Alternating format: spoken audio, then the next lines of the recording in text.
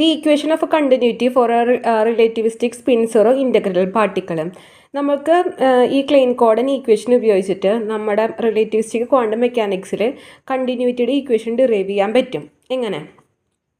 ഏറ്റവും ഫസ്റ്റ് നമ്മൾ നോക്കാൻ വെച്ചിട്ടുണ്ടെങ്കിൽ നമ്മുടെ ക്ലെയിൻ കോഡൻ ഈക്വേഷൻ എഴുതി എന്താ del square psi equal -1/c² doh square psi divide by doh t square equal m0 divide by h cut square psi എന്ന് നമ്മൾ എഴുതി.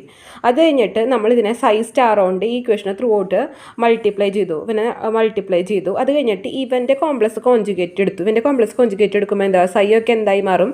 സൈ സ്റ്റാർ ആയി മാറും. അതാണ് ഇക്വേഷൻ 3 ചെയ്തിരിക്കുന്നത്. ഇനി എന്താ ചെയ്തിരിക്കുന്നത്? നമ്മൾ ഒന്നാമത്തെ ഈക്വേഷനെ സൈ സ്റ്റാർ കൊണ്ട് മൾട്ടിപ്ലൈ ചെയ്തു. ഈ ഒന്നാമത്തെ ഈക്വേഷൻ നമ്മൾ സൈ സ്റ്റാർ കൊണ്ട് മൾട്ടിപ്ലൈ ചെയ്യുമ്പോൾ നമുക്ക് രണ്ടാമത്തെ ഈക്വേഷനും കിട്ടും. നമ്മൾ കോംപ്ലക്സ് കോഞ്ചുഗേറ്റ് എടുത്തില്ല. ഒന്നാമത്തെ ഈക്വേഷൻ്റെ കോംപ്ലക്സ് കോഞ്ചുഗേറ്റ് എടുത്തതിനെ നമ്മൾ സൈ കൊണ്ട് മൾട്ടിപ്ലൈ ചെയ്തു. ഇവനെ ഓരോന്നിനും ഇവിടെ സൈ കൊണ്ട് മൾട്ടിപ്ലൈ ചെയ്തു, ഇവിടെ സൈ കൊണ്ട് മൾട്ടിപ്ലൈ ചെയ്തിട്ട് നമുക്ക് ഇങ്ങനെ കിട്ടി. ഈ ഇക്വേഷൻ 2-ൽ നിന്ന് ഇക്വേഷൻ 4-നെ നമ്മൾ കുറച്ചു. അപ്പോൾ ഇങ്ങനെയാണ് നമുക്ക് കിട്ടിയിട്ടുള്ളത്. അതായത് ഇവൻ കുറച്ചു, ഇനി ഇവൻ മൈനസ് ഇവൻ, അതപ്പോൾ ഇവൻ എന്തായിരിക്കും? പ്ലസ് ആയിരിക്കും. ഇവനിൽ നിന്ന് ഇവൻ കുറച്ചു. അപ്പോൾ എന്തായിരിക്കും? m0 c² h cut square രണ്ടിനും കോമൺ ഉണ്ട്.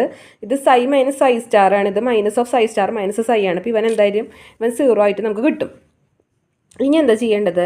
ഈ സൈനെ നമ്മൾക്ക് പുറത്തെടുക്കാൻ പറ്റും.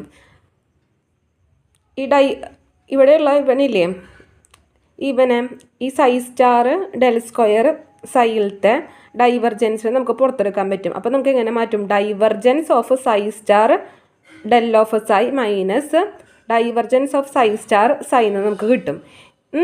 ഇനി ഇതിൽ നിന്ന് എന്ത് നമുക്ക് ചെയ്യാൻ പറ്റുക? ഈ 1/c² നമുക്ക് പുറത്തെടുക്കാൻ പറ്റും. ഡോ ഡിവൈഡഡ് ബൈ ഡോട്ടിനെയും പുറത്തെടുക്കാൻ പറ്റും. അപ്പോൾ ഇതിനെ റീഅറേഞ്ച് ചെയ്യുമ്പോൾ നമുക്ക് എങ്ങനെ കിട്ടും? ഇവനെ നമ്മൾ എഴുതിയിട്ടുള്ളതാണ് കേട്ടോ.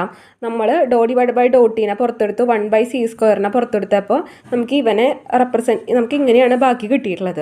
അപ്പോൾ ഇവനെ നമ്മൾ നോക്കിയേ, ഇതിനെ ഡോ ഡിവൈഡഡ് ബൈ ഡോട്ടീനെ പുറത്തെടുത്തു, 1/c² പുറത്തെടുത്തു, ബാക്കി പോസിറ്റീവ് ടൈമിന് അത് എഴുതാം. Doe psi star divided by doe t psi minus psi star doe psi divided by doe t എന്ന് എഴുതി.